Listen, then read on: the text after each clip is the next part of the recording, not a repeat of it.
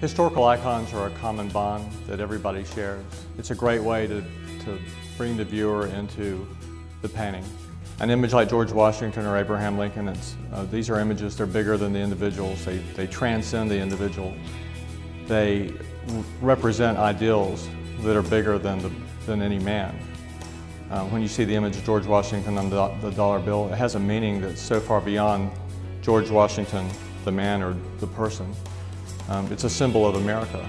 And so these icons, these historical icons they're symbols of our highest ideals, our hopes and aspirations. Winston Churchill has always been a really exciting historical icon to me, and it's really the reason I became obsessed with historical figures. So Churchill drew me into history, and so I think that was the beginning of my fascination with these historical figures.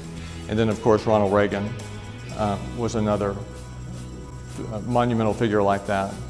And I think these personalities, especially the personalities that go along with the great speakers, those are the individuals that kind of draw me in and get me excited about doing these paintings.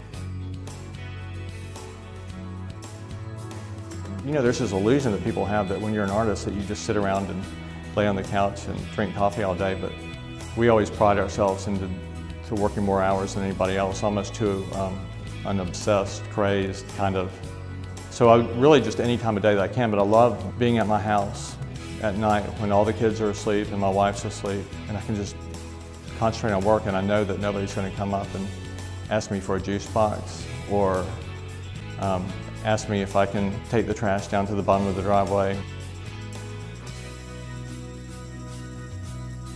Well, I think I'm lucky in the fact that I happen to be interested in a subject that a lot of my customers are interested in too.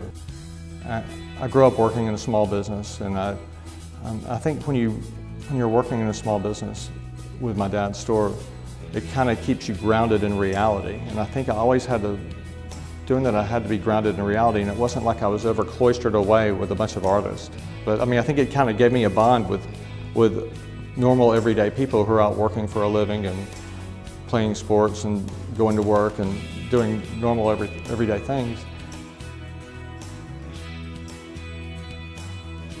A friend of mine from Macon called me in Atlanta one day and he said, I just opened a restaurant and I need a bunch of paintings to cover the walls. And I came up with the historical icons because that was the first thing that came to my mind. And at that point I really wasn't sure what I was painting yet. And then a guy from King & Spalding came in, Bob Steed, and asked me if I'd do a painting of Alexander King and Jack Spalding for the firm. And then it went all around Atlanta, and that immediately gave me a client base.